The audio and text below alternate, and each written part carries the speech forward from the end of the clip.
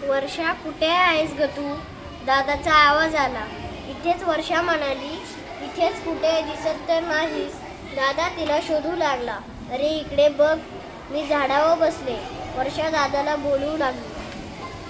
काय तुम्ही मुलं टेकडीवरच पळण्याची शर्यत काय लावता? अरे शर्यत लावण्याचे तुम्ही सगळ्यांनी तर रोजच टेकडीवर पळत जायला पाहिजे. गोळ्या देता देता काकू म्हणाल्या. शेपटी फुगून आळस देत ससोबा म्हणाला, अगं आई, सकाळ झाली, तू कामाला लागलीस.